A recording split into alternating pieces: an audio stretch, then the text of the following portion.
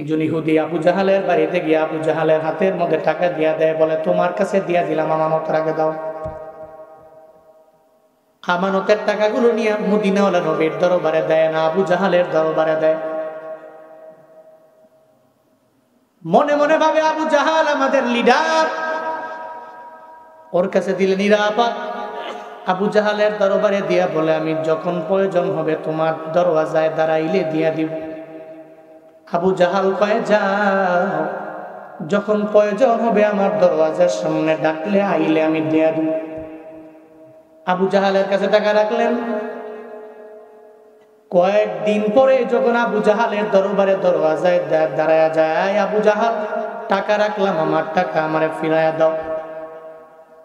আবু জাহাল কয়, ইহুদি, আমার কাছে টাকা তো তুমি রাখো নাই। কয়, আমি রাখলাম, তুমি কেউ রাখো নাই। রাখোই নাই। একবার, দুইবার, তিনবার, যখন 12 বার আবু জাহালের দরবারে বলে, আবু জাহাল জানায়া দেয়, হ্যাঁ ইহুদি, যদি এই জায়গা থেকে দূরে সরে যদি না যাও, যদি আমার দরওয়াজা থেকে তোমার বাড়িতে যদি না যাও, যদি রিটার্ন ব্যাক না করো, তাইলে তোমাকে দুনিয়া থেকে বিদায় করে দেওয়া হবে।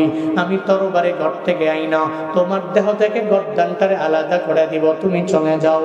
ইহুদি মনে মনে কয়, টাকা গেছে তো গেছে, আমার জীবনটা নিয়ে লাভ নাই। ইহুদি চোখের পানি ছেড়ে বাড়ির দিকে যখন রওনা হয়ে যায়, পথিমধ্যে যাওয়ার পরে আমার মায়ার নবীর মোলাকাত হয়ে গেল। মায়ার নবী কয়, ইহুদি রে, কেন তুমি চোখের পানি ফেলে কান্না করো? আমি মুহাম্মদের বলো না। ইহুদি কয়, মুহাম্মদ তোমারে বইলাও তো আমার বিন্দু মাত্র পরিমাণ ফায়দা হবে না। আবু জাহাল তোমারে দেখতে পারে না, অথবা তোমারে দেখতে পারে না, সাহেবা তোমারে দেখতে পারে না, ওয়ালিদ ইবনে মুগিরা তুমি মুহাম্মদের বিন্দু মাত্র পরিমাণ দেখতে পারে না। আমার মায়ার নবী কয়, ইহুদি এরপরেও বলো না, দেখি আমি ট্রাই করব, চেষ্টা করব, তোমার কিছু তোমারে হেল্প করা যায় কিনা আমি নবীরে বলে দাও। ইহুদি যখন বলে বারবার রিকোয়েস্ট তুমি আমারে করতে লাগলা, শুনে নাও ও মুহাম্মদ, আবু জাহালের কাছে কিছু টাকা রাখলাম, সে টাকাগুলো মাইরা দিল। উল্টা আমারে বললো, যদি আমি টাকার জন্য দ্বিতীয়বার যাই, তাইলে আমার দেহ থেকে গর্দানটাকে আলাদা করে দিবি। আমি চিন্তায় পড়ে গেলাম, আবু জাহালের দরওয়াজা থেকে ফিরে আমার বাড়ির দিকে রওনা হয়ে গেলাম। এই জন্য আমি চোখের পানি ফেলে কান্না করতেছি। কারণ হলো, আবু জাহাল আমার টাকা মাইরা দিল, আমি চিন্তায় পড়ে গেলাম, আমি কেমনে গিয়ে সন্তানগুলো নিয়ে আমার ঘরের মধ্যে চলবো। মায়ার নবী ডেকে বলে, ও ইহুদি আয়, আমার সঙ্গে আয়, আমি তোরে সঙ্গে করে লইয়া আবু জাহালের বাড়িতে যাব। ইহুদিকে সঙ্গে করে নিয়ে যখন নবী আবু জাহালের দরওয়াজার সামনে দাঁড়ায়া যায়, মায়ার নবী ডাক দেয়, ও চাচা আবু জাহাল, আমি মুহাম্মদ আপনার দরওয়াজায় হাজির হলাম। আবু জাহাল কয়, তুমি মুহাম্মদ আমার দরওয়াজায় কেন আসলো? তুমি তো আসতে পারো না, তুমি কেন আমার দরওয়াজার সামনে দাঁড়ায় গেল? দরওয়াজা কইলা দেখে আমার নবী একা না, সামনে সঙ্গে ইহুদিকে সঙ্গে করে নিয়ে চলে আসছে। আবু জাহালের মাথা গরম, কয়, মুহাম্মদ ইহুদিরে তো আমার বাড়ি থেকে তাড়ায় দিলাম, কিন্তু তুমি কই পাইলা ইহুদিরে আমার দরওয়াজার সামনে কেন তোমার সঙ্গে নিয়ে আসলা? মায়ার নবী কয়, ও চাচা আবু জাহাল, ইহুদি নাকি আপনার দরবারে টাকা রাখলো, এই টাকাগুলো দিয়া দেন, এগুলা দিয়া দিলে সে নিয়ে বাড়িতে রওনা হয়ে চলে যাও। ইহুদি আবু জাহাল কয়, আমি তারে মানা করলাম, এই মানায় হয় নাই, আবার তোমারে সুপারিশ করার জন্য আমার দরওয়াজার সামনে নিয়ে আসলো। এখন ইহুদিরেও মারবো, আবার তোমাকেও দুনিয়া থেকে বিদায় করে দিব। এই কথা বইলা আবু জাহাল যখন ঘরের ভিতরে ঢুকে তরবারি নিয়ে আসবে, আমার মায়ার নবীর দেহ থেকে গর্দানটাকে আলাদা করে দিবি। আমার মায়ার নবী আল্লাহকে ডাক দিয়া বলে, হে মালিক, তুমি আমাকে দুনিয়াতে পাঠাইছো রে আল্লাহ, তুমি পাঠাইছো আমার দুনিয়ায়, যেই বান্দা বিপদে পড়বে ওই বান্দাকে বিপদ থেকে বাঁচানোর জন্য একটা পথ তো তুমি বের করে দাও। আমার এত ওসিলা হিসাবে তুমি দুনিয়ার মধ্যে পাঠাই না। ইহুদি আমাকে বলে নাই, ইহুদির দরবার থেকে আমি শুনতে চাইলাম। এরপরে তাকে সঙ্গে করে লইয়া যখন আমি আসলাম, আল্লাহ গো, এখন তো আবু জাহাল এই টাকাগুলো ফিরে দিতে রাজি না, উল্টা আমাকে মারার জন্য ফোন দিতে লাগলো আবু জাহাল। আমার মায়ার নবী আল্লাহর কাছে আবদার জানায়, রে আমার আল্লাহ, আপনি একটা সাহায্য করেন, আপনার সাহায্য ছাড়া এই টাকা কোনোভাবে উদ্ধার করা যাবে না। আল্লাহ পাক বলেন, এই জিবরাইল বাঘ সাইজা আমার নবীর দরবারে চলে যাও, আমার নবীকে হেল্প কইরা আবু জাহালের কাছ থেকে টাকাটা উদ্ধার করে দিয়া দাও। আল্লাহ যখন বললেন, এবার সঙ্গে সঙ্গে বাঘ বেশ ধরিয়া যখন আমার নবীর দিকে আসতে লাগলো, আবু জাহাল তরবারি লইয়া আমার মায়ার নবীর সামনে আইসা দাঁড়ায়া যায়। কয়, আই মুহাম্মদ, এখনো সুযোগ আছে, আমার বাড়ি থেকে বের হয়ে যাও। ইহুদির জন্য তুমি নিজের গর্দানটাকে হারাইও না, তুমি তোমার বাড়িতে যাও, ইহুদিকে ইহুদির বাড়ির মধ্যে পাঠায়া দাও।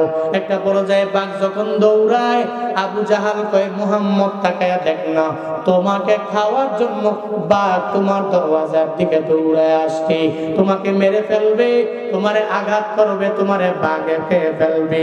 আমার মায়ার নবী কয়, ও চাচা আবু জাহাল, বাঘ কি আমারে খাবে নাকি আপনারে খাবে, এই ব্যাপারে আমি এখন বলবো না, একটু পরেই দেখবেন বাঘ কি আপনারে খায় নাকি আমারে খায়, একটু পরে অটোমেটিক জানাও যাবে, বোঝা যাবে। বাঘ দৌড়াইয়া আমার রাহমাতুল লিল আলামিনের ডানে আইসা দাঁড়ায়া যায়। এবার আবু জাহাল কয়, এই বাঘ মুহাম্মদের খাস না, কিন্তু বাঘ তো খাবে না, কারণ বাঘে কথা মানে বাঘ তো আমার মায়ের নবীরে খাবে না।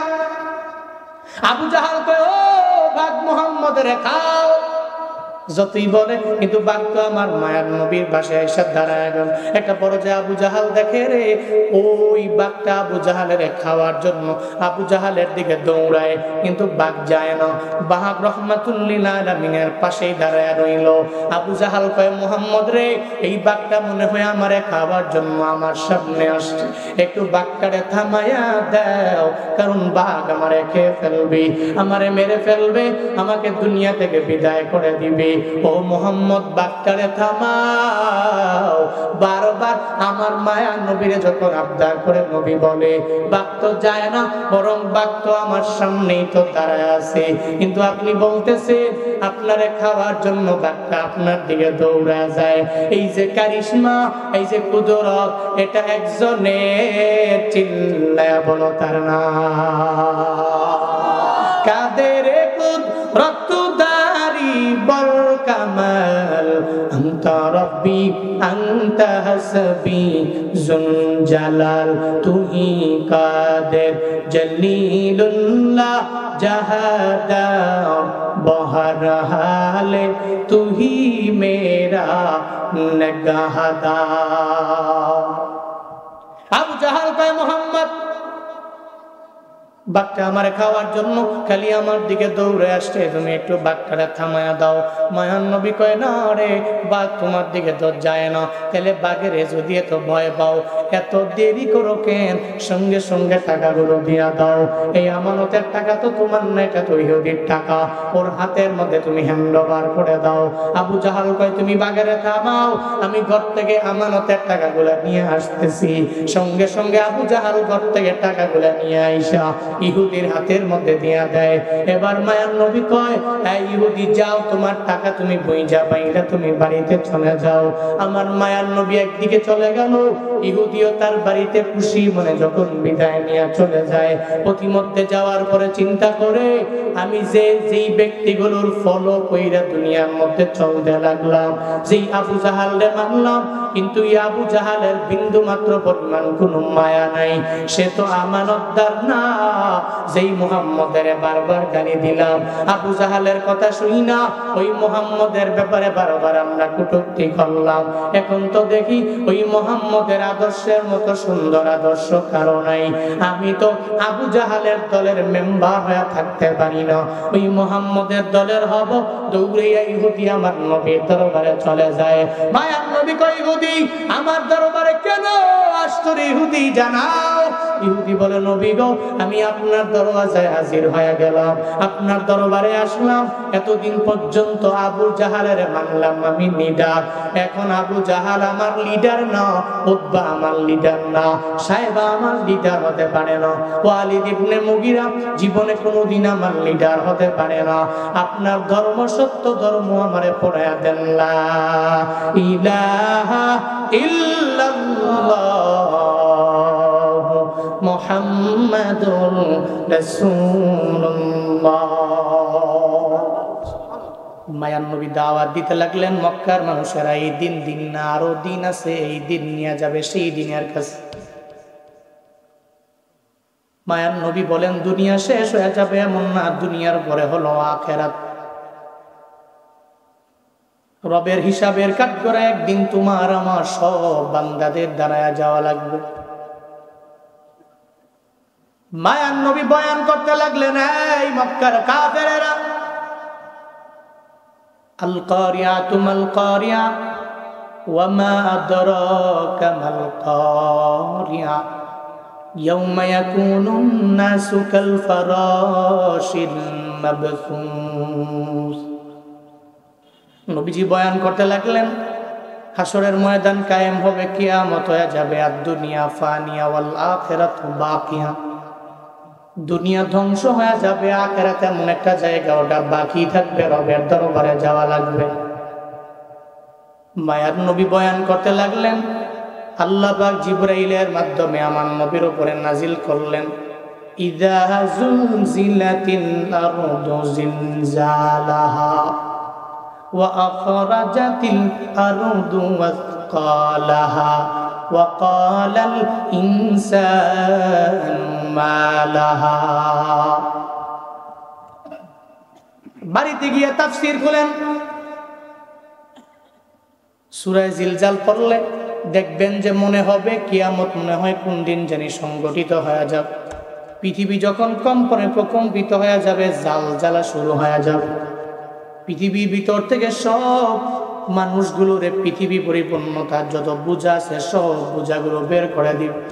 একটা পর্যায়ে এমন হবে মানুষগুলো বলবে ওয়াকালাল ইনসানু মা লাহা, মানুষ বলবে এই দুনিয়ার এমন কি হয়ে গেল, দুনিয়া এমন করে কেন, এই জমিনের কি হয়ে গেল, জমিন তার ভিতর থেকে সব কিছু কেন বের করে দেয়। ওই সময় মদিনাওয়ালা নবী যখন কিয়ামতের ব্যাপারে বয়ান দেয়, হাসরের ময়দানের ব্যাপারে মায়া নবী যখন বারবার এদের শোনায়, হাই কাফেরেরা, তোমাদের এই দিনটা শেষ হবে না, আর একটা দিন আছে, রবের দরবারে যাওয়া লাগবে, ওই রবের বিচারের কাঠগড়ায় দাঁড়ানো লাগবে, রবের সামনে দাঁড়ায়া যাইতেই হবে। এই ব্যাপারে নবী যখন বয়ান করে, কাফেরেরা নবীর দরবারে যায় বলে, ও মুহাম্মদ, তুমি তো জীবনেও কোনোদিন মিথ্যা কথার ধারে কাছে যাও নাই, তুমি সত্য কথা বলো, যেই কারণে নবুয়তের আগে নবীর উপাধি দেওয়া হলো আল আমিন। আমার নবীর মতো সত্যবাদী দুনিয়ার মধ্যে কেউ হতে পারে না রে বাপ। নবুয়ত পাওয়ার আগেই এ কারণে যে আবু জাহালেরাই আমার নবীর ব্যাপারে জানায়া দিল, এই মুহাম্মদের মতো আর কেউ আল আমিন হবে না, কেউ আমানতদার হতে পারবে না।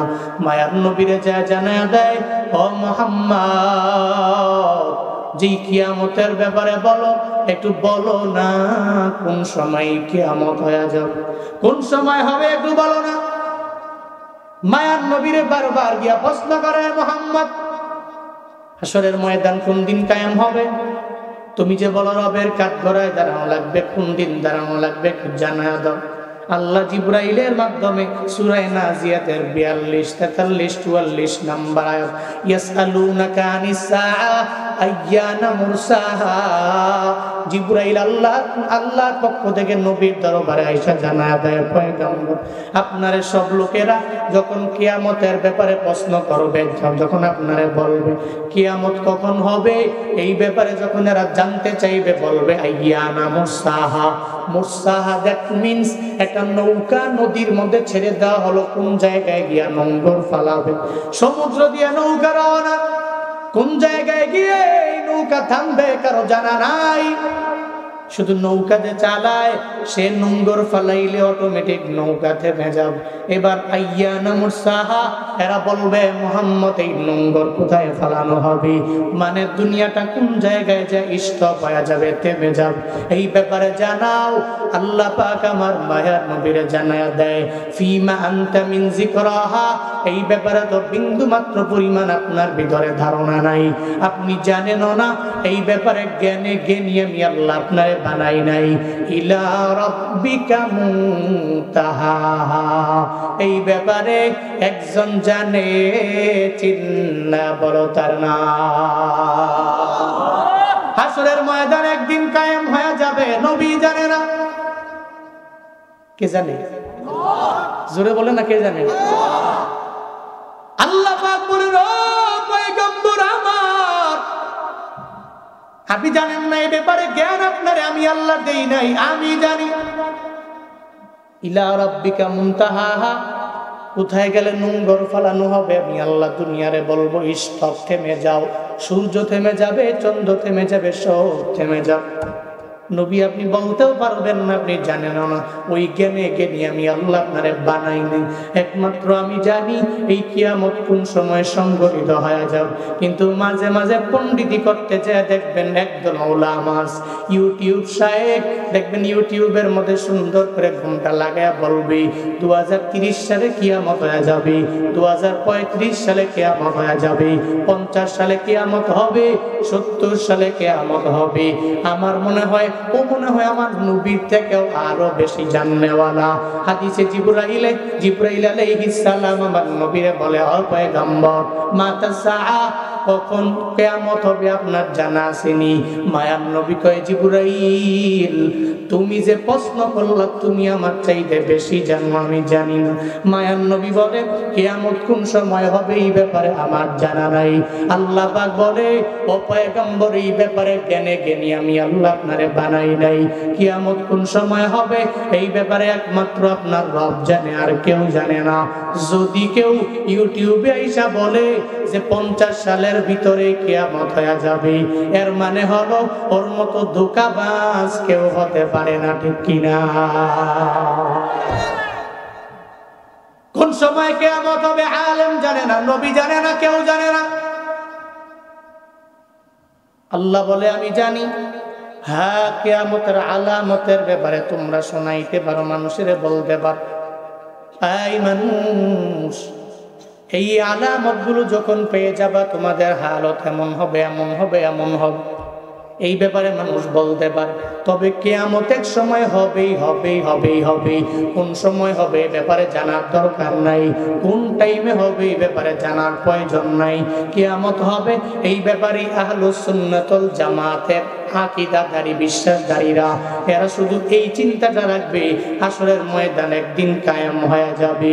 আমানতু বিল্লাহ ওয়া মালাইকাতিহি ওয়া কুতুবিহি ওয়া রুসুলি ওয়াল ইয়াউমিল আখির ওয়াল কদরি খাইরিহি ওয়া শাররিহি মিনাল্লাহি তাআলা ওয়াল বা'সি বা'দাল মাউত। সূরা মুজাম্মিল দোয়া ইমানে মুফাসসাল। মক্তবে পড়েন না আপনারা? জীবনের প্রথম শুনছেন? ছোটবেলায় মক্তবে গিয়া সুন্দর করে কান্দে কান্দে মিলা দুইরা সবাই মিলা পড়ি নাই? কি সুন্দর করে কালেমায়ে তাইয়্যিবা, কালেমায়ে শাহাদাত, কালেমায়ে তাওহীদ, কালেমায়ে তামজিদ, কালেমায়ে রাদ্দ কুফর পড়ি নাই আমরা? এখন তো পড়বো কেমনে? এখন তো পোলাপান রে কইছে মক্তব ভালো না, এই হুজুর শিক্ষিত কম, এই হুজুরের কাছে পড়ানো যাবে না। তো কার কাছে পড়াবেন? স্মার্ট হুজুর চাই, সুন্দর করে বলতে পারে, ইংলিশও পড়াবে, আরবিও পড়াবে, এমন হুজুর চাই। কি জামানা, কি আপডেট! সে কোরআনও মুখস্থ করে, ওদিকে আবার ইংরেজিতেও কথা বলতে পারে। ভালো, খুব সুন্দর। তবে মনে রাখবা, কোরআন কোরআন একদিকে কোরআনটারে পড়াও, 30 পারা কোরআনটা সিনার মধ্যে ঢুকাও। এই জন্যই তো এখন আছে শুধু হাফেজে কোরআন। হ্যাঁ, হাফেজে কোরআন জিজ্ঞেস করলে এমনি করে তাকায় থাকে, ঠিক মতো বলতে পারে না। কারণ কি জানেন? এর বাবায় হেরে গর্ব কইরা পড়াইছে, আমার ছেলে 30 পারা কোরআনও মুখস্থ করছে, এদিকে ইংলিশও মুখস্থ করে ফেলছে। এক্সট্রা পণ্ডিত। কোরআন তো পড়বেন এমন ভাবে, কোরআনের সাথে অন্য কিছু কেন, এটা মুখস্থ করব, একমাত্র ধ্যান ধারণা শুধু কোরআনের প্রতি থাকবে। আল্লাহ আমাদের সবাইকে মানার, আমল করার তৌফিক দান করেন। জোরে পড়েন আমিন। বক্তব্যে পড়েন নাই ইমানে মুফাসসাল। তাহলে মুমিনের ইমানের আকীদা হলো আল্লাহর প্রতি আমি ইমান এনে নিলাম, এরপরে আমি আখিরাতের দিনের প্রতি ইমান আনলাম, সব ফেরেশতাদের প্রতি আমি ইমান এনে নিলাম, সমস্ত আম্বিয়াদের প্রতি আমি ইমান এনে নিলাম, আসমানি সমস্ত কিতাবের প্রতি আমি ঈমান এনে নিলাম। এটা মুমিনের আকীদা। তবে কিয়ামত কোন সময় হবে এই টাইমে হতে পারে, এই ব্যাপারে ধারণা দেওয়া যাবে না, জানাও যাবে না। এই ব্যাপারে আল্লাহ জানে। তবে আলামতগুলোর ব্যাপারে দেখবেন বান্দা শোনা যাবে, বুঝাও যাবে। যেমন মায়ার নবী জানায়া দেয়, খুতবায় পড়লাম তিরমিজি শরীফের 2210 নম্বর হাদিসে আমার মায়ার নবী জানায়া দেয়, হযরতে আলী ইবনে আবি তালিব রাদিয়াল্লাহু আনহুর বর্ণনা, রাহমাতুল লিল আলামিন বলেন, ইদা ফাআলাত উম্মতি 15 খাসলাতান হাল্লা বিহাল বালা। এই উম্মতেরা যখন দেখবে আমার উম্মতেরা 15টা খাসলত এদের ভিতরে চলে আসবে, এই 15টা খাসলত দেখবা এরা এই বৈশিষ্ট্যে পরিপূর্ণ, নিজের গুণান্বিত বানায় নিবে। হাল্লা বিহাল বালা, তখন দেখবে এদের উপরে বালা আসবে, বিপদ আসবে, এদের উপরে পরিপূর্ণ মুসিবত চলে আসবে। এমনকি আমার মায়ার নবী রাহমাতুল লিল আলামিন জানায়া দিলেন, ফালিয়ারতাকিবু ইনদা যালিকা রিহান হামরা। এমন একটা অবস্থা হবে, এই 15টা বৈশিষ্ট্য যখন আমার উম্মতের ভিতরে পরিপূর্ণভাবে চলে আসবে, তখন দেখবা ফালিয়ারতাকিবু ইনদা যালিকা রিহান হামরা, অগ্নি বায়ু দেখবা বিভিন্ন জায়গায় ছড়ায়া যাবে। এক বাতাসটা এত অগ্নির মতো হবে, আগুনের মতো বাতাস এলাকার মধ্যে ছড়িয়ে যাবে। এই এলাকার মানুষেরা, আপনারা তো গ্রামীণ মানুষ, হাওরের মধ্যে কাজের জন্য যান, আগে যে কাজ করার পরে এক গ্লাস পানি খেয়ে যে গাছের নিচে যে সুন্দর করে বসলেন, কত ঠান্ডা লাগতো দেখেন। এখন কাজের পরে ঠান্ডা লাগে না, পানি খাইলেও শান্তি লাগে না, আর গাছের নিচে গিয়া বসলে তো আরাম লাগে না। মায়ার নবী বললেন, উম্মতের এমন একটা হালত হয়ে যাবে, আমার উম্মতেরা যখন এই 15টা বৈশিষ্ট্য উম্মতের ভিতরে পাওয়া যাবে, মায়ার নবী বলেন রিহান হামরা, অগ্নি বায়ু এলাকার মধ্যে অনেক পরিমাণে ছড়ায়া পড়বে। শুধু তাই না, আও খাসফান ওয়া মাসখা, ভূমিধস ভূমিকম্প অনেক পরিমাণে বেড়ে যাবে। এমনকি একটা পর্যায়ে চেহারা পর্যন্ত বিকৃত হয়ে যাবে। যেই 15টা খাসলত যখন আমার উম্মতের মধ্যে চলে আসবে, এবার সাহাবায়ে কেরাম আমার নবীরে জানায়া দেয়, নবী আমার, ফাকিলা ওয়া মা হুন্না ইয়া রাসূলুল্লাহ, একটু বলেন না ওই 15টা খাসলত আমরা শুনবার চাই, একটু বলেন না। নবী বলেন, 1 নাম্বার, ইদা কানাল মাগনামু দুআলা, দেখবা সমাজের মানুষেরা, নেতৃস্থানীয় নেতারা, এরা গনিমতের মাল নিজের মাল বানায় ফেলবে। গেল রাস্তার কাজের জন্য 20,000 টাকার কাম করবে, বাকি 80,000 অ্যাকাউন্টে পুরাইয়া দিবে। কাজ করবে কয় টাকার? 20,000, 80,000ই পকেটে। 1 কোটি আসবে, কাজ করবে তো 10 লাখ করো, 10 লাখ করো, বাকি 90 লাখ আমার অ্যাকাউন্টে ঢুকাও। যদি এভাবে কত স্বৈরাচারীরা না ঢুকাইতো, সুইস ব্যাংকে অ্যাকাউন্ট না থাকতো, বেগম পাড়ায় বাংলাদেশের টাকা নিয়ে বাড়ি না করতো, খুদাকা কসম করে বলতে পারি আমার দেশ সোনায় ভরপুর হয়ে যেত। ঠিক কি না? ঢাকা সিলেট হাইওয়ে এতদিন পর্যন্ত এমন থাকে না, তারা টেন্ডারবাজি করে, টেন্ডারবাজি, দুর্নীতি, এত পরিমাণে লুটপাট করে দেশটাকে অন্ধ করে ফেলছে। গনিমতের মাল নিজের মাল মনে করে। নবীজি বলেন, ওয়াল আমানাতু মাগরামা, আমানতের টাকা আমার টাকা, তার কাছে আমানত রাখছে আরেকজনে, এটা আমার টাকা। আন্দারা পিছান জুনায়েদ আহমদ পলককে জিজ্ঞেস করেন, এই পলক সাহেব, আপনার অ্যাকাউন্টে যে টাকা কার? আমার। আপনি যান সালমান এফ রহমান দরবেশ বাবা, জিজ্ঞেস করেন, সালমান এফ রহমান সাহেব, আপনার অ্যাকাউন্টে যে টাকা আছে কার? কয় আমার। মানুষের টাকা, কয় আমার টাকা। এজন্যই তো এরা বাংলাদেশ থেকে পালিয়ে দাদা বাবুদের দেশে, এদের তো সবচেয়ে সেফটি জায়গা হচ্ছে ইন্ডিয়া। ঠিক কিনা? এরা তো মাঝে মাঝে মনে করতো বিপদে পড়লে মনে হয় ভারত হেল্প করবে, কিন্তু বিপদের সময় ভারত কয়, হ্যাঁ দিছি, তবে এতটুকু দিছি, তোমরা আশ্রয় দিছি। তো এদের মনে মনে কথা হইলো, অন্তত পক্ষে সব পাচার পুচার যা মন যা সব করবো, খালি যাওয়ার সময় বর্ডারে যাবো, গিয়ে কমু যে ধরো 2 কোটি দিলাম, 5 কোটি দিলাম, 10 কোটি দিলাম, খালি বাংলাদেশ থেকে বের করব। বাংলাদেশে থাকলে উপায় নাই, এখন ভারতের দাদাবাবুদের সাথে তাল মিলায়া বাংলাদেশের ব্রাহ্মণবাড়িয়া, আখাউড়া, চট্টগ্রাম দখল করার জন্য চেষ্টা করে, অথচ এতটুকু জানে না ব্রাহ্মণবাড়িয়া না থাকলে তো বাংলাদেশই টিকবে না। ব্রাহ্মণবাড়িয়া তো এটা আমাদের, কুমিল্লা তো আমাদের, চট্টগ্রাম তো আমাদের, সিলেট তো আমাদের। আমাদের প্রত্যেকটা ইঞ্চি মাটির প্রতি মদিনাওয়ালা নবী শিক্ষা দিয়ে গেছেন, জন্মভূমির প্রতি মায়া প্রত্যেকটা ইমানদারের অন্তরে থাকবে। এই মুসলমানেরা, ভারতের দাদা বাবুরা যদি বাংলাদেশের কোনো জমি নিয়া, কোনো ইঞ্চি মাটি নিয়া একটু হরণ করার, অপহরণ করে নিয়ে যাওয়ার চেষ্টা করে, বাংলাদেশের মুসলমানেরা নিয়ত করে নাও, কাফনের কাপড় মাথায় নিয়ে রাজপথে নেমে ভারতের দাদা বাবুদেরকে মুসলমানি করানো ছাড়া ইন্ডিয়াতে দিবা না। কারা কারা তৈরি আছো? যদি হাত তুলে আল্লাহকে দেখায় দাও। ইসলাম, ইসলাম, ইসলাম, ইসলাম। তাকবীর হয় নাই, তাকবীর দিতে দেওয়া লাগবে বাঘের মতো। একজন মাঝখান দিয়ে দাঁড়ান, দাঁড়ায়া জোরে তাকবীর দেন।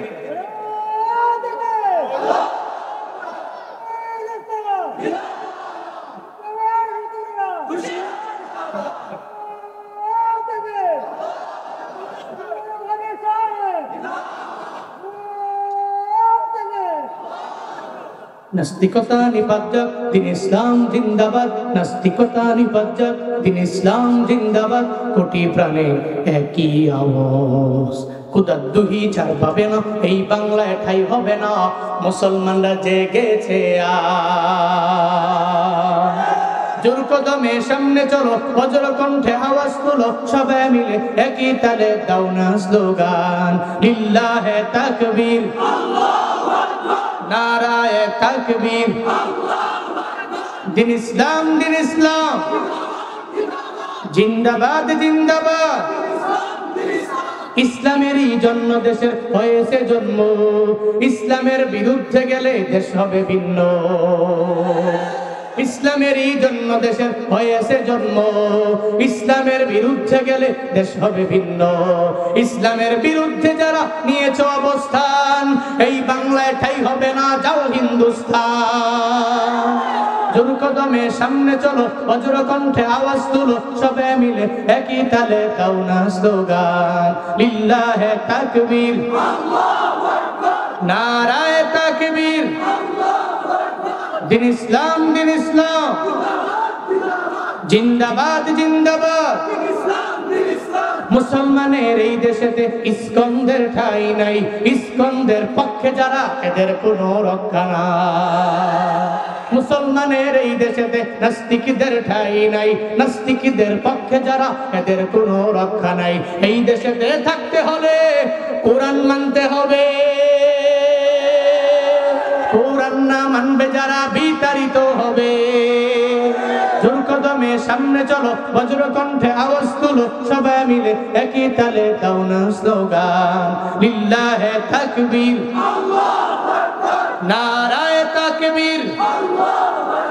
দিন ইসলাম, দিন ইসলাম, জিন্দাবাদ, জিন্দাবাদ। আল কোরআনের আলো, আল হাদিসের আলো,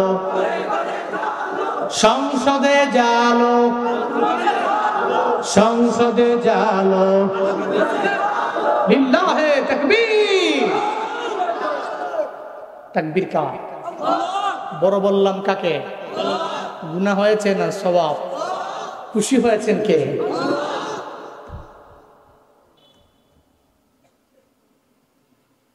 বলতেছিলাম, নবীজি বলছেন গনিমতের মালগুলো নিজের ব্যক্তিগত সম্পদ মনে করবে।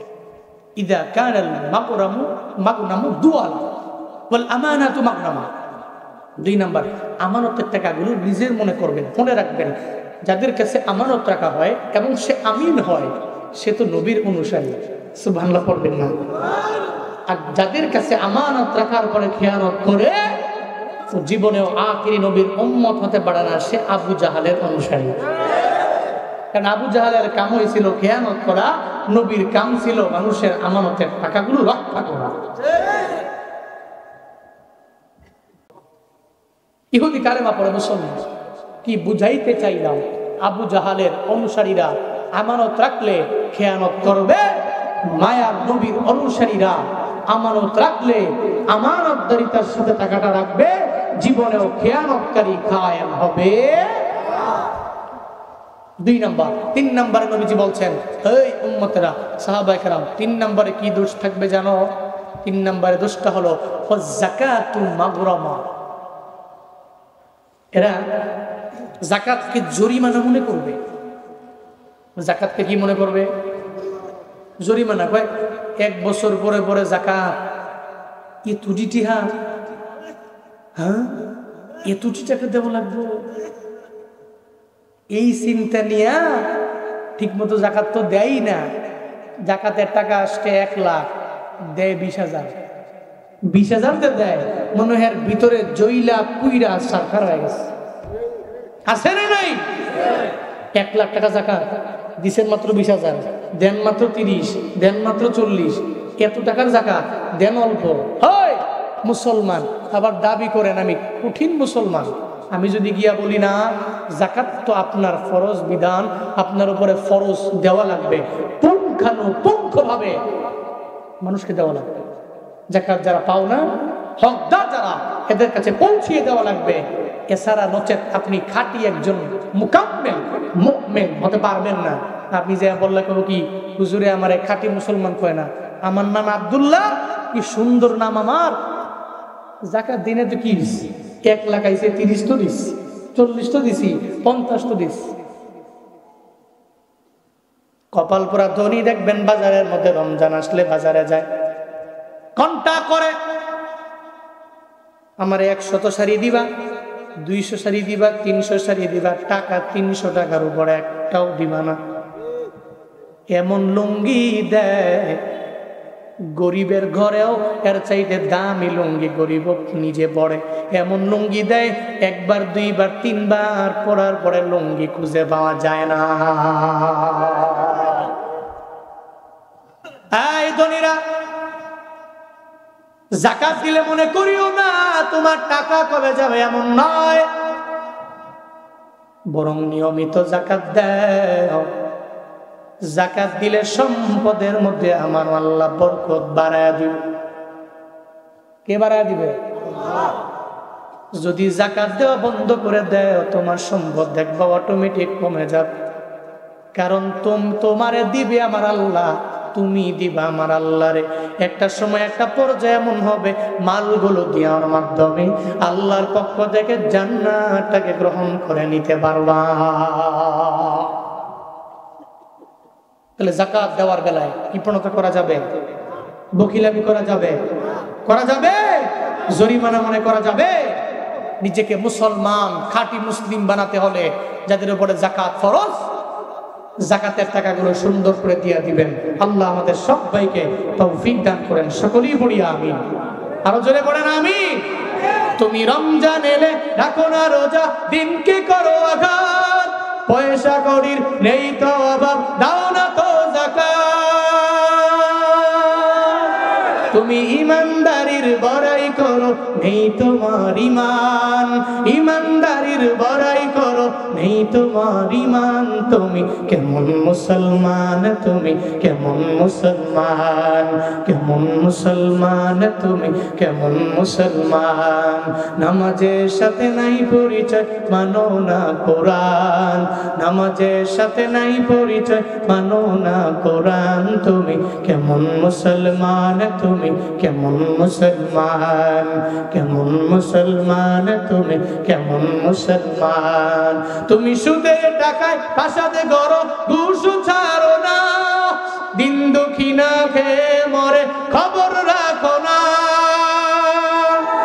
তুমি ঘুষ খেয়ে অবিচার করো, সাজিয়া প্রধান, ঘুষ খেয়ে অবিচার করো, সাজিয়া প্রধান। তুমি কেমন মুসলমান, তুমি কেমন মুসলমান, কেমন মুসলমান, তুমি কেমন মুসলমান।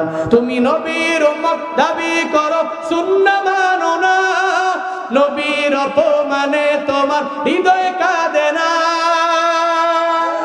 তুমি বিজাতীয় সংস্কৃতিতে সপেছ পরাণ, বিজাতীয় সংস্কৃতিতে সপেছ পরাণ। তুমি কেমন মুসলমান, তুমি কেমন মুসলমান, কেমন মুসলমান, তুমি কেমন মুসলমান, কেমন মুসলমান, তুমি কেমন মুসলমান। ঠিক কিনা? মুসলমানের পরিচয় তো রমজানের রোজা, মুসলমানের পরিচয় তো রমজানে 1 বছর পরে পরে যাকাত, মুসলমানের পরিচয় তো নবীর সুন্নতের উপরে আমল, মুসলমানদের পরিচয় তো এটা যে সে নামাজে যায়, তার পরিচয় তো এটা। হিন্দু নামাজে যাবে, খ্রিস্টান যাবে, বৌদ্ধ যাবে, কে যাবে? মুসলমান। ফজরের আজান হলে দৌড়ে নামাজে যাবে, জোহরের আজান হলে দৌড়ে নামাজে যাবে, আসরের আজান হলে শাটার বন্ধ, দোকানদারি স্টপ, দুনিয়াবি যত কাজ আছে বন্ধ, দৌড়ে আসরে যাবে, মাগরিবে যাবে, এশায় যাবে। এটা মুসলমানের মুসলমানিত্বের পরিচয়। আল্লাহ আমাদের সবাইকে 5 ওয়াক্ত নামাজি বানায় নেন, পড়ে না আমিন। 4 নম্বরে মদিনাওয়ালা নবী জানায়া দেয় সাহাবায়ে কেরাম, ওয়া আতাআর রাজুলু যাওজাতাহু ওয়া আক্কাউমাহু। লোকেরা এমন হয়ে যাবে এদের বউয়ের কথা মানতে যাই এদের মায়ের মনের মধ্যে আঘাত দিব। এমন কপাল পুরা যুবক আমগো সমাজের মধ্যে আছে না নাই? আসেনি? ও বানিয়াচংয়ের যুবক, জীবনে যদি উন্নতি করতে চাও, টিপস দিয়া গেলাম, অনেক বড় বিজনেস করা লাগবে বান্দা। এমন না রে বাপ, খালি বউরে বউয়ের জায়গায় রেখা মায়ের দাম দেও, মায়ের থেকে দোয়া নিয়ে আগায় যাবা। ডায়েরির মধ্যে কলম দিয়া লেখা রাখো, আমি বলে দিলাম আল্লাহ তোমার সম্মান, তোমার দাম অটোমেটিক বাড়ায়া দিবে। জুনায়েদ আল হাবিব কেমনে দৌড়াই, কেমনে বয়ান করি? ইলমের পাওয়ারে, আমলের পাওয়ারে, হিলমের পাওয়ারে বয়ান করি না রে বাপ। কোনো পুঁজি আমার নয়, কিন্তু এর উপরেও মানুষগুলো কেন বয়ান শুনে, কেন মহাব্বত করে? কেমনে দৌড়াইতে পারি? আমি আমার নিজের দেহের বলে দৌড়াই না। বয়ানে ওঠার আগে ঠিক মতো জবান দিয়া কথা বলতে পারি না, বয়ানে বসলে বলতে পারি। মাঝে মাঝে জিজ্ঞাসা করে কেমনে পারেন? আমি বলি সব আমার আল্লাহর দয়া। 2 নম্বরে তাহাজ্জুদের মুসল্লায় আমার আব্বা আম্মার দোয়া। ওই মা বাবার থেকে দোয়া নিয়ে চলিও, ওই মা বাবার দোয়া নিয়ে তুমি আগে যাও, কামিয়াব হয়ে যাবি রে বাবা। তুমি মনে করো বা বউ বউয়ের জায়গায় থাকবে, তোমার সন্তান সন্তানের জায়গায় থাকবে, তোমার শাশুড়ি শাশুড়ির জায়গায় থাকবে, শ্বশুর শ্বশুরের জায়গায় থাকবে। তোমার মায়েরে তুমি সম্মান দাও, তোমার বাবারে দাম দাও। এদের সম্মান করলে জীবনেও কোনোদিন তোমার সম্মান আমার আল্লাহ কমাইবে না, তোমার ইজ্জত আমার আল্লাহ কমাইবে না, তোমার দাম আমার আল্লাহ কমাইবে না। বরং তুমি যদি মা বাবার দোয়া নিয়ে আগায়া যাও, আল্লাহ তোমারে বড্ড দামি বানায়া দিবে। যতই হুজুর যতই বয়ান করে মা বাবার বয়ান, এরপরেও মা বাবা থাকলে কেউ কদর দিতে পারে না, কদর দিতে জানেও না, সুন্দর করে কদর দেয়ও না। কিন্তু যেদিন দুনিয়া থেকে বিদায় নিয়ে যাবে, ওদিন বাবা টের পেয়ে যাবে। ওদিন চোখের পানি ফালাইয়া তুমি কান্না করলেও জীবনে তোমার মায়ে তোমার কাছে আসবে না, তোমার বাবায় তোমার দরবারে আসবে না। ওদিন মাকবারার সামনে গিয়া যদি তুমি দাঁড়ায় যাও আর বারবার যদি মায়ের ডাক দাও, ও মা গো, কেন সন্তানরে তুমি বুকের মধ্যে নেও না? কেন তুমি সন্তানের জন্য হাত তুইরা দোয়া কইরা দাও না? বারবার যদিও বলো, এরপরেও দেখবা মায়ে তোমার বুকের মধ্যে নিবে না, তোমার জন্য চোখের বাড়ি ফালে আর রবের দরবারে দোয়াও করতে পারবে না। মায় যারা হারায় এরাই মা বাবার পরিপূর্ণ কদর দিতে পারে, যারা হারায় না ওই বান্দা ঠিক মতো বুঝতেও পারে না। আমার মায়ার নবী হারাইছে, এজন্য মায়ার নবী জানায়া দিলেন আমার উম্মতেরা যদি তার মা বাবারে রাজি বানাইতে পারে আল্লাহ পরিপূর্ণ তার প্রতি রাজি হয়ে যাবে। যদি মা বাবারে অসন্তুষ্ট বানায়া যদি দুনিয়ার বড় ইমাম হও, বড় ফকিহ হয়ে যাও, অনেক টাকাওয়ালা বাড়ির মালিক হয়ে যাও, মনে রাখবা আমার আল্লাহ তোমার প্রতি রাজি না। মায়ার নবী কদর দিয়েছে আব্বা আম্মার। কেন জানোনি? এই কারণে জীবনে কোনোদিন মায়ার নবী কোনো এতিমের পর্যন্ত ধমক দেয় না। এমন কোনো এতিম নয় যে এতিম আমার নবীর সামনে দিয়ে হাইটা গেল, নবী এতিমের মাথার মধ্যে হাত বোলায় নাই। দুনিয়া এমন কোনো এতিম নাই। একদিন নবী খেলার মাঠের কিনারা দিয়া যায়, যাওয়ার পথে তাকায়া দেখ একটা ছোট্ট ছেলে খেলার মাঠের কিনারায় দাঁড়ায় চোখের পানি ফালায় কান্না। হাই ছেলে, কান্না করো কেন? কেন খেলার মাঠের মধ্যে খেলার জন্য যাও না? তোমার কি ঘর বাড়ি নাই? হুজুর আমার বাড়িও নাই, আমার ঘরও নাই, আমার মাও নাই, আমার বাবাও নাই, আমি বড় এতিম, আমি বড় এতিম, আমার মা নাই, বাবা নাই, ঘর বাড়ি নাই। মায়ার নবী শোনার পরে এতিমের কথা শুই না চোখের পানি ফালায়া নবী করে এতিম রে, আজকে থেকে আমি তোর বাবা হয়ে গেলাম, আমার কাঁধের মধ্যে আয়া একটু তুই আমার সঙ্গে চল না, আমার ঘরের মধ্যে ভিতরে সঙ্গে করে নিয়ে যাও। মায়ার নবী কয়ে এতিম রে তুই এতিম, আমি পরিপূর্ণ তোর কদর দিতে পারবো, কারণ আমি নবীও এতিম, আমার মাও নাই, আমার বাবাও নাই। ছোটবেলায় বাবার আদর কেমন এটা বিন্দু মাত্র পরিমাণ আমি নবী পাই নাই। কেমন এতিম নবী জানো? খেলার মাঠের কিনারায় খেলাধুলার জন্য নবী যায় না, কিনারায় দাঁড়ায়া চোখের পানি ফালায়া ফালায়া বাবারে মিস কইরা কান্দে। একটা পর্যায়ে মা আমেনা সন্ধ্যা যখন ঘনিয়ে আসে, যখন দেখে মুহাম্মদ আসে না, মা আমেনা চিন্তায় পড়ে গেল, টেনশনে পড়ে গেল। মা আমেনা ঘর থেকে বের হয় আর যা বলে শিশুরা মুহাম্মদের খেলার মাঠে দেখছনি? বলে মুহাম্মদের নাম জানি না, মুহাম্মদ বলতে কাউরে চিনি না, তবে দেখছি একটা ছেলে খেলার মাঠের কিনারায় দাঁড়ায় চোখের পানি ফালায়া ফালায়া কান্না করে। মা আমেনার বুঝতে বাকি নাই এটা আমার সন্তান ছাড়া আর কেউ হতে পারে না। মা আমেনা দৌড়ে যায় আর যা বলে মুহাম্মদ রে, ও বাবা আমার, কেন তুমি চোখের পানি ফালায়া কান্না করো? কে তোমারে মারলো? যার মারার আঘাতে তুমি চোখের পানি ফালায়া কান্না করতে লাগলো। মায়ার নবী কয় মা গো, কেউ আমারে মারে নাই, এই কারণে আমি চোখের পানি ফালায়া কান্দি না। কেউ মারছে এমন না, বরং সন্ধ্যা যখন খেলার মাঠের মধ্যে ঘনিয়ে আসলো, সব শিশুদের বাবারা এদের নেওয়ার জন্য এদের সামনে দাঁড়ায় গেল, কপালের মধ্যে চুমু দেয়, এদের গালের মধ্যে সুন্দর করে চুমু দিয়া দেয়, এরপরে সঙ্গে করে লইয়া বাড়িতে রওনা হয়ে যায়। মায়ার নবী কয় ও মা, আমার কি বাবা আমারে নেওয়ার জন্য আসতে পারে না? আমার বাবাই কি আমারে নিতে পারে না গো মা? আমার বাবাই একটু মজা দিয়া কি আমারে আনন্দ কইরা ঘরের মধ্যে নিতে পারে না? আমি বাবারে মিস করি, এজন্য চোখের পানি ফালায়া মাঠের কিনারায় দাঁড়ায় কান্না করি। মা বেনা কয় মুহাম্মদ, জীবনেও কোনোদিন বাবারে তো আর বাবা বইলা ডাকতে পারবা না, কারণ তোমার বাবা নাই। ব্যবসায়ীদের সঙ্গে বণিকদের সঙ্গে ব্যবসা করতে যাইয়া তুমি যখন আমার পেটে, তখনই তোমার বাবা দুনিয়া থেকে বিদায় নিয়ে চলে গেল। ওই মা গো, বাবার খবর জিয়ারতের জন্য আমারে নিয়ে যাও। আব্দুল মুত্তালিব থেকে পারমিশন লইয়া যখন আমার মায়ার নবীকে সঙ্গে করে নিলেন, উম্মে আয়মান সহ ঘোড়া দিয়া যখন দৌড়ায় বাবার কবরের পাশে যাওয়ার পরে মা আমেনা বলে, তাকায়া দেখ মুহাম্মদ, ওই জায়গায় হলো তোমার বাবার গরু। মায়ার নবী বাবার কবরে নামে চোখের পানি ফালায়া ফালায়া বারবার বাবারে ডাক দেয়, ও বাবা আমার, আমি সন্তানের জন্য কি মায়া লাগে না? কেন তুমি আমার গালের মধ্যে চুমু দাও না? কেন আমার কাছে আসো না? বারবার আমার মায়ার নবী চোখের পানি ফালাইয়া ওই বাবার কবরের পাশে দাঁড়ায়া দাঁড়ায়া কান্দে। একটা পর্যায়ে মা আমেনা কয়, এখানে দেরি করা যাবে না, তোমাকে আমি সঙ্গে করে লইয়া বাড়িতে চলে যাব। সন্ধ্যা যদি ঘনিয়ে আসে তাইলে বাড়ি পর্যন্ত আমরা পৌঁছতে পারবো না। উম্মে আয়মানকে নিলেন, এরপরে মা আমেনা ঘোড়ার মধ্যে উঠলেন, এরপরে নবীর সঙ্গে করে লইয়া যখন রওনা, প্রতিমধ্যে যাওয়ার পথে হঠাৎ করে মা আমেনার পেটের ব্যথা আরম্ভ হয়ে গেল। মা আমেনা কই উম্মে আয়মান আমারে ঘোড়া থেকে নামাও, আমার পেটের ব্যথার যন্ত্রণা মনে হয় ক্ষণে ক্ষণে বাড়তে লাগলো, পেটের ব্যথা বাড়তেছে, একটু কষ্ট করে তুমি আমারে ঘোড়া থেকে নামায়া দাও। মা আমেনাকে ঘোড়া থেকে নামানো হলো, কেন যেন পেটের ব্যথা কোনোভাবেই কমে না।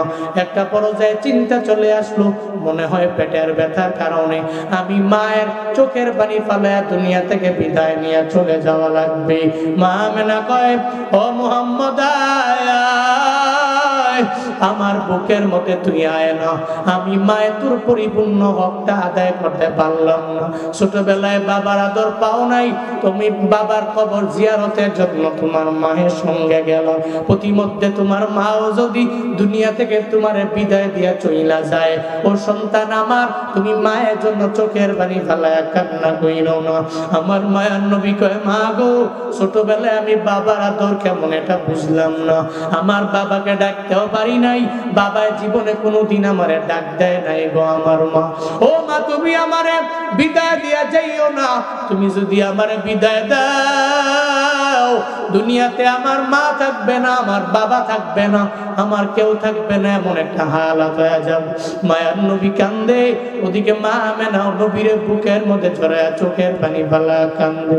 একটা পর্যায়ে মা আমেনাও যখন মায়ার নবীর থেকে বিদায় নিয়ে চইলা যায়, মায়ার নবী এতিম হয়ে যায়, এতিমের নবী যায় বয়ান শোনায় এতিমরি আমার মতো এতিম তো দুনিয়ার মধ্যে কেউ নাই, আমারও মা নাই, আমারও বাবা নাই, আমারও ঘর নাই, বাড়ি নাই। ও বানিয়া চোখের মুসলমানেরা মনে রাখিও রে বাবা, যেদিন তোমার মা চলে যাবে ওদিন তুমি চোখের পানি ফেলায়া কান্না করলেও মা আসবে না, যেদিন বাবা চলে যাবে ওদিন বাবার জন্য চোখের পানি ফেলায়া কান্না করলেও বাবা আসবে না। মনে রাখবা বউয়ের কথা শুনে মারে ধমক দিও না, বউকে স্নেহ করো, মায়া দেখাও, মমতা দেখাও, আমি অসুবিধা নাই। এমনকি দোয়া করি তোমার দাম্পত্য জীবনটারে আল্লাহ সুখময় বানায়া দে। তবে মনে রাখবা যদি মায়ের মনে আঘাত দিয়া তুমি আগায়া যাও, যারা পৃথিবীতে ওই মায়ের বদদুয়া নিয়ে আগায়া গেল, হয়তো একদিন পরে, না হয় 1 বছর পরে, না হয় 2 বছর পরে, না হয় বুড়া বয়সেও ওই বদদুয়া লাগে কি লাগে না? লাগে। ওই বদদুয়া 1 বছর, 2 বছর, 5 বছর, 10 বছর, 20 বছর, 50 বছর পরে পরেও লাগবে। এই জন্য সাবধান। বউ খালি তোমার আইসা কান পরা দিয়া দিল, শুই না মায়ের মনে আঘাত দিলা, সাবধান যুবকেরা, এই কাজের ধারে কাছেও যাওয়া যাবে। নবীজি বলছেন একটা সময়টা বেড়ে যাবে, আমার উম্মতেরা তাদের বউকে প্রাধান্য দিতে যে মায়ের অবাধ্য হবে, তার মায়ের অবাধ্য হবে।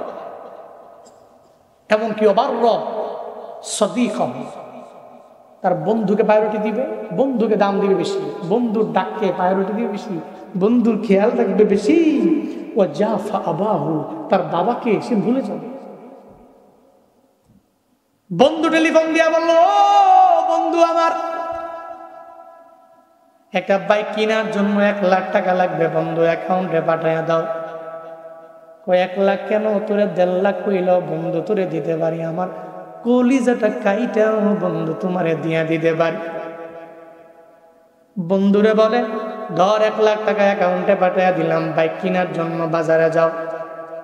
হবিগঞ্জ শহর থেকে বাইক কিনা সুন্দর করে টোটো কোম্পানির ম্যানেজারের মতো বাই দেয়। ওদিকে বাবারও খবর নেয় না, বাবা কেমনে আছে এটা খবর নেয় না। 1000 টাকা মাসে বাবার ওষুধ লাগে, ওই বাবার টাকাটাও দিতে পারে না। শুধু এক ভাই আরেক ভাইয়ের ঠেলা দেয়, ওই ভাই আরেক ভাইয়ের ঠেলা দেয়, এভাবে ঠেলতে ঠেলতে একটা পর্যায়ে বাবা ওষুধ না খেয়ে মারা যায়। বন্ধু বান্ধবদেরকে নিয়ে আড্ডা দেওয়ার জন্য, ঘোরার জন্য যায়। ওই বন্ধু চল না একটু কক্সবাজারের ট্যুর দিয়ে আসি, বন্ধু চল না একটু সেন্ট মার্টিনে ঘোরার জন্য যাই, বন্ধু চল না একটু জাফলং বিছনাকান্দি ঘুরে আসি, বন্ধু চল না একটু টাঙ্গুয়ার হাওড়ে গিয়ে ঘুরে আসি। বন্ধু বান্ধবের খরচ করার জন্য তুমি টাকা দিলা, ঘোরার জন্য গেলা, বাবারে মানো না। নবী বলে এটা কিয়ামতের আলামত। বন্ধু বান্ধবদেরকে প্রায়োরিটি দিয়ে তার বাবার খবর সে নিবে না। এমন সন্তান কি নাই? বন্ধুরে টাকা টাকা দেয় বাইক কেনার জন্য, কিন্তু বাবায় ধুকে ধুকে মরতেছে। আবার সমাজে এটা ট্রেন্ডিং হয়ে গেছে, মৃত্যুর আগে বাবার ঠিক মতো ওষুধপত্র কিনা দেয় না, হসপিটালে নেয় না। বাবার মরণের পরে 40 দিন পরে কয় জিয়াফত কর, ইচ্ছা মতো খাওয়া, পুরো এলাকা গ্রামবাসী মিল্লা খাওয়া। মরণের আগে বাবার খবর নাই, 40 দিন পরে প্রত্যেকে এক হাদিস পায়া মিলাই জিলাই না দুনিয়ার মানুষের দাওয়াত দিয়া খাওয়ায়, আমার বাবার রুহের মাগফিরাত। ঠিক কিনা? এই সমাজে এরকম নাই? আছে অহরহ। আবার বললে কয় এরা ওহাবি খাইতারে না, এই জন্য খালি খাবার বিরুদ্ধে করে। কি কয়? এরা ওহাবি খাইতারে না, খালি খাবার বিরুদ্ধে করে। কিন্তু বাপ, আপনি যা বলেন, আপনি আমরা ধমক দেন, গালি দেন, মারেন, ধরেন, যেই করেন, আপনি বালিশের সঙ্গে মাথা লাগায় রাত 12টার পরে চিন্তা করেন। কুমিল্লা থেকে পিচ্ছি একটা পোলা হিসাব বয়ান করে গেছিল, কি কইছে চিন্তা করেন। আল্লাহ আমাদের প্রত্যেককে বুঝার, মানার, আমল করার তৌফিক দান করেন। এরপরে নবীজি বলছেন ওয়াত্তাফাতিল আসওয়াত ফিল মাসাজিদ, মসজিদে শোরগোল বেড়ে যাবে। মসজিদে কি বেড়ে যাবে? শোরগোল। এমনকি একটা পর্যায়ে ঝগড়া করতে করতে একই এরিয়া 200 থেকে 300 ফিট জায়গার মধ্যে 3টা মসজিদ হবে। আছে না নাই? কথা বলেন না কেন? আছে না নাই? মসজিদ রাগ করছে, মসজিদে মারামারি লাগাই দিছে। জুমার দিন, ঈদের দিন পর্যন্ত মসজিদে মারামারি করে। কইরা একটা পর্যায়ে কয় টাকা কি আমার কম আছে, তোকে মসজিদে নামাজ পড়বো কে বানাইলাম মনে। 100 ফিট দূরে গিয়া হ্যাঁ নিজের টাকার বলে মসজিদ বানাইছে, আর তুমি টাকার বলে গিয়া মসজিদ বানায় অন্য মসজিদ বানায় নামাজ পড়তেছ। সারা জিন্দেগি ভর মৃত্যু পর্যন্ত নামাজ পড়বা, আল্লাহ তোমার নামাজটাই নেওয়ার লেগে বলিস। তুমি তো নামাজ পড়ছো, তুমি মসজিদ বানিয়েছ। তোমার মনে চিন্তা হলো তোমার মসজিদে পড়বো না, আমি নিজে নিজের টেহা দিয়া মসজিদ বানায় পড়বো। তুমি ঝগড়া কইরা গিয়া মসজিদ বানাইছো।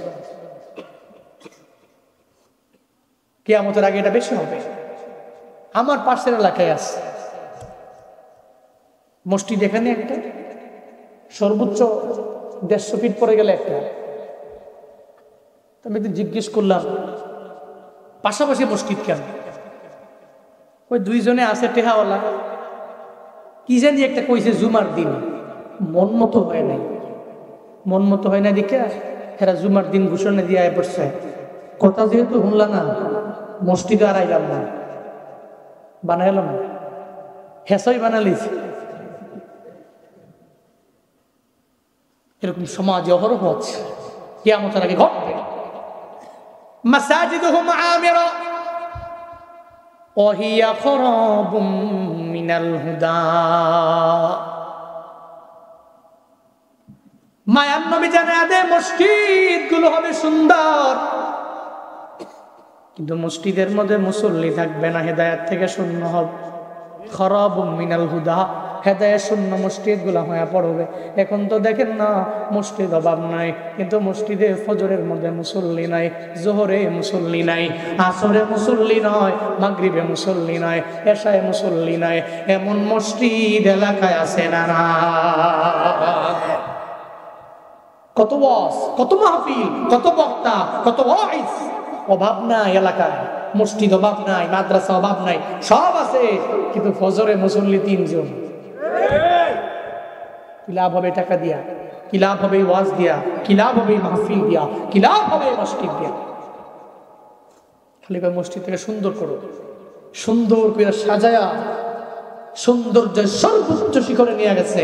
ফজরে নামাজ পড়ে ইমামে, আর ওই যে পাশের বা বাড়ির দাদায় মাঝে মাঝে আজান টাজান দেয়, উনি আইসে, ইমামে আইসে, আর একজনের লইয়া 3 জনে মিল্লা ফজর করে লাইছে। অথচ মসজিদের পাশে বাড়ি। মানুষ যখন বলে বাড়ি কই, কামগো বাড়ি মসজিদ ওলা বাড়ি। কি কয়? কি কয়? কামগো বাড়ি মসজিদ ওলা বাড়ি। শরম করে না? লজ্জা করে না? মুষ্টিদোলা বাড়ির লোক ফজর করো না কি আনলিগের বললাম মুষ্টিদোলা বাড়ি ফজর পড়ে না। আল্লাহ আমাদের প্রত্যেককে নামাজি বানায় দেন, পড়ে না আমি আজান শুনে আসো যারা বিছানায়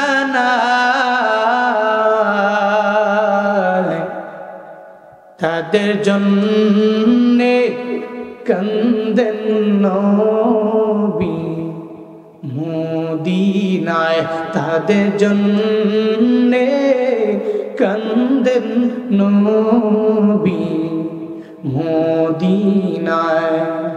ওই নবীর জন্য কি মায়া লাগে না,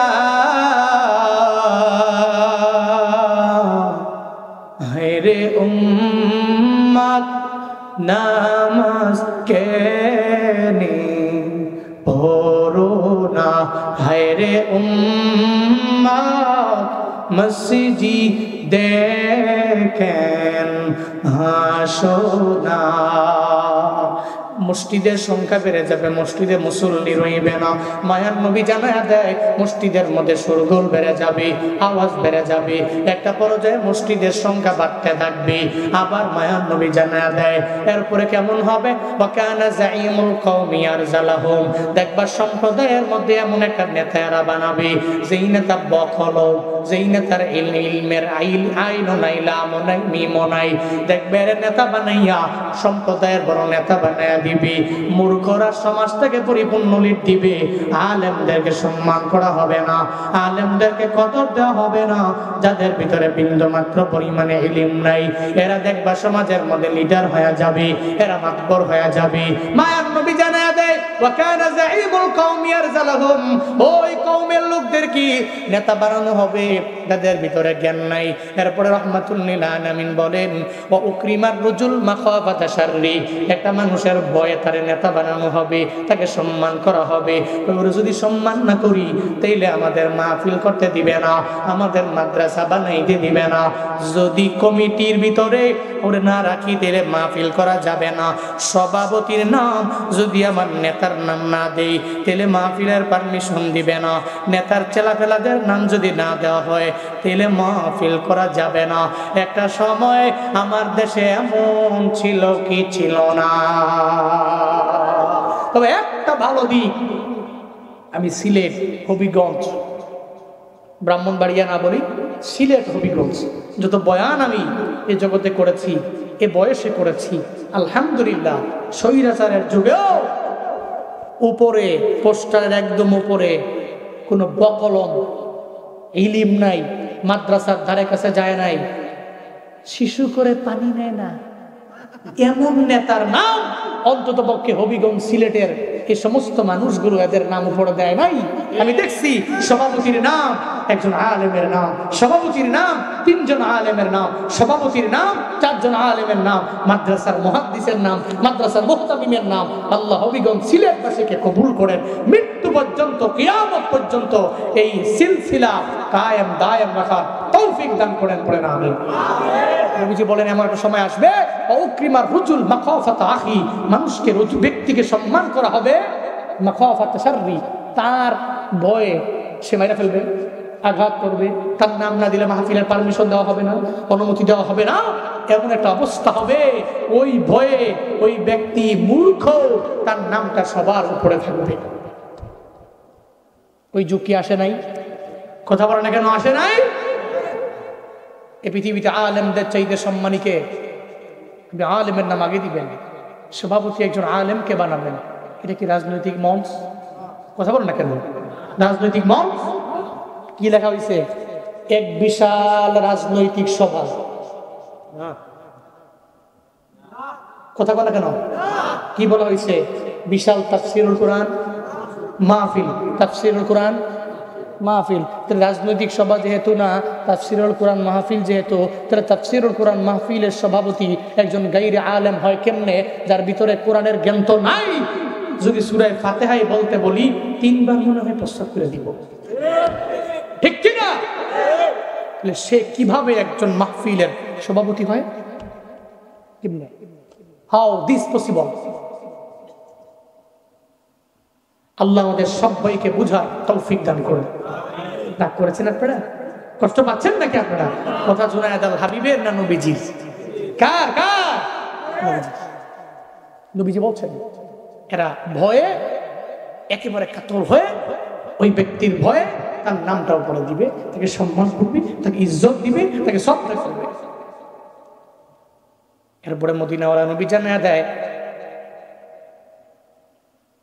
এদের ভিতরে মদ বেড়ে যাবে, অসুরি বাতিল খুমুর, মদ বেড়ে যাবে। সমাজে মদ বাড়ছে না কমছে? আগে তো মদ খাইতুই না, এখন তো মদ যুবকেরা টানে খালি। মদ খায়া যে বউরে কয় মা, মারে কয় বউ, ঠিক কিনা? মদ খেতে টান। ঢাকার শহরে দুই বন্ধু মিলা বার হাউসে গেছে, বার হাউসে গিয়া মদ খেয়া বন্ধু গুলিস্তানের এই 10 তলা বিল্ডিং গুলো রাস্তার মাঝখানে কেমন এলো? মাঝখানে যেহেতু আইসে চল ধাক্কায় একটু সোজা করে দিই। তবে ধাক্কায় সোজা করতে হইলো দিলে শরীরে কাপড় চোপড় যা আছে খুলতে হইব, তো তা ফিলাইব না, ধাক্কাই তুইব না। কত ঢাকায় কাপড় চোপড় খুললে রাস্তার মাঝখানে রাখছে, রাইকে ঠেলতাস বিল্ডিং। গুলিস্তানের সুরে কয় যাক মোটামুটি কিছু বার হাউস থেকে আসছে, মত করবো না, কি করতেছে এই সুযোগে আমার কাম আমি করি। অন্তত পক্ষে 2 সিট এরকম ব্লেজার টেজার পাইলে খারাপ কি? কেউ সুরের কথা হইলো এটা সিরাজুতা হইলে সমস্যা কি? 2 টাকা মতো ফার্স্টে তো পাবো, হ্যাঁ এর কথা 2 ফার্স্টে তো পাবো, 2 টাকা তো পাবো। সুরে লয়ে গেছে ঠেলতে ঠেলতে আরিক সুবহানাল্লাহ, শরীর দিয়ে গাম বের হয়ে গেছে। আরে অনেক লেট হয়ে গেছে, আমি বলবো না, শেষ করে দিব। এর রাগ করতেছেন আপনারা? কষ্ট হচ্ছে নাকি আপনাদের? অনেক সময় হয়ে গেছে কিন্তু, দাঁড়ান আমি কষ্ট দিচ্ছি একটু একটু। এটা ভুয়া আওয়াজ, বুঝে না বুঝে না, সারাটাই হবে না। শোনেন তো, 2 বন্ধু ঠেলতে ঠেলতে কাহিল হয়ে গেছে। এবার বন্ধুরে আরেক বন্ধু বন্ধু দেখতো কাপড়টি দেওয়া যায়নি। না কাপড় তো দেওয়া যায় না, কাপড় কই? দেখছো আমরা ঠেলতে ঠেলতে গুলিস্তান থেকে মনে হয় পল্টনে লুই আইছি, এই কারণে মনে হয় কাপড়ই দেওয়া যায় না। মদ খায়া মাথা বিল্ডিং খেলে,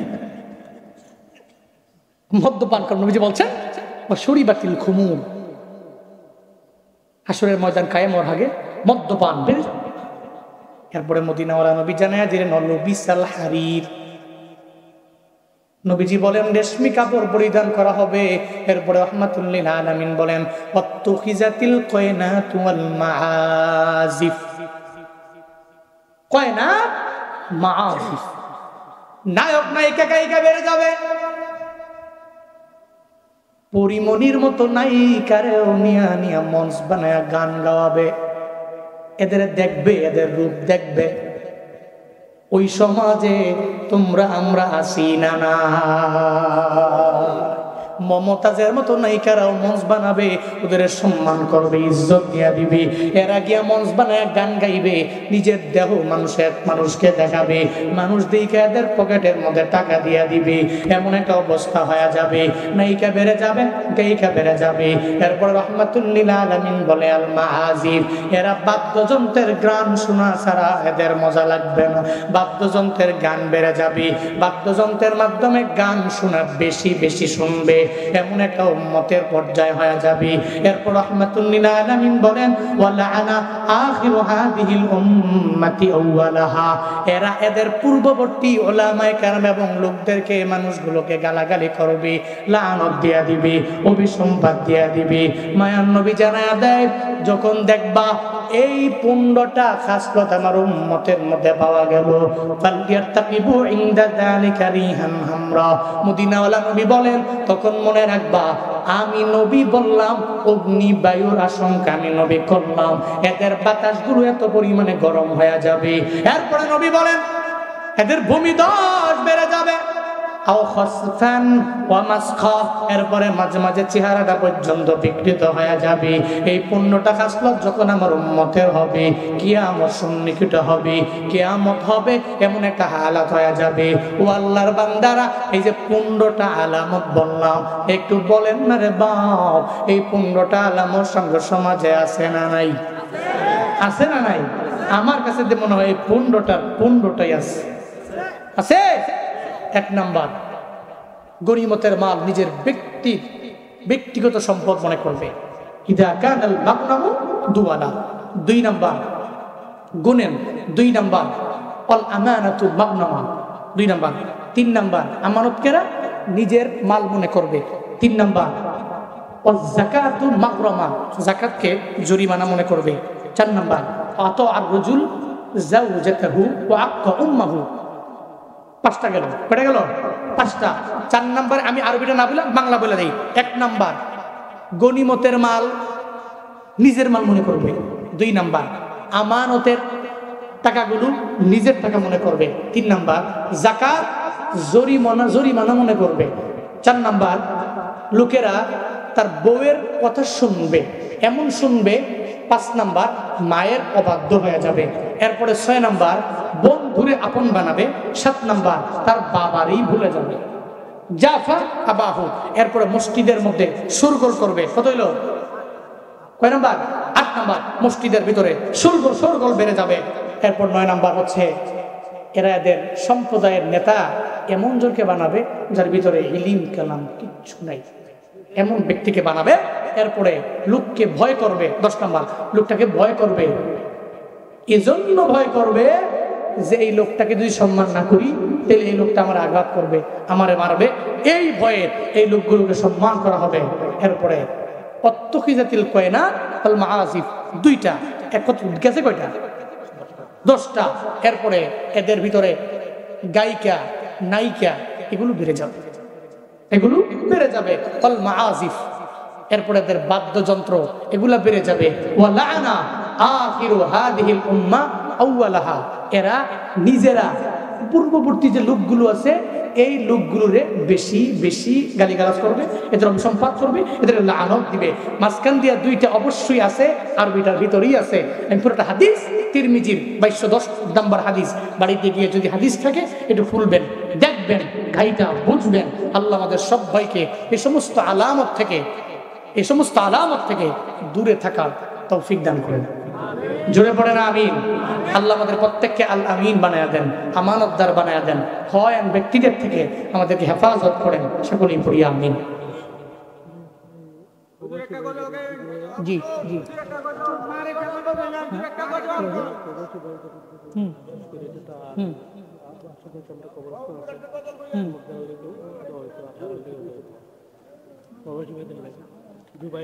আসল দুইটা তো আপনার কই নাই। 13টা কেমন হয়েছে কইলেন না? 2টা আসলটাই কই নাই। লুবিসাল হারির, সুরিবাতিল খুমুর, মদ পান বেড়ে যাবে, রেশমি কাপড় শেষ। এই 15টা আলামত থেকে আল্লাহ আমাদের প্রত্যেককে রক্ষা করেন, সকলেই বলি আমিন। আস্তাগফিরুল্লাহ রাব্বি মিন কুল্লি যামবি ওয়া আতুবু ইলাইহি। আর না অনেক গেলিস, লা হাওলা ওয়ালা কুওয়াতা ইল্লা বিল্লাহিল আলিয়্যিল আযীম। আস্তাগফিরুল্লাহ রাব্বি মিন কুল্লি যামবি ওয়া আতুবু ইলাইহি। লা হাওলা ওয়ালা কুওয়াতা ইল্লা বিল্লাহিল আলিয়্যিল আযীম। গজলের কথা বললে আমি ফিরাই না, তবে শুনেন, মাঝে মাঝে কিছু রুখসত দিয়েন। লং টাইম ধরে কথা বললাম। আমি এমনি অসুস্থ মানুষ, গত 3-4 দিন ধরে আমার জ্বর ছিল, পেট খারাপ ছিল। এটা আমি এখনো কাটিয়ে উঠতে পারতেছি না, কোনোভাবেই কাটিয়ে উঠতে পারতেছি না। হঠাৎ করে সমস্যাটা মনে হয় একটু বাড়তেছে। দোয়া করেন যদি আল্লাহ সুস্থ করেন। ইন ফিউচারে আরো বহুবার আসবো, যাইয়ে দেখা হবে, সাক্ষাৎ হবে, শোনাবো ইনশাআল্লাহ।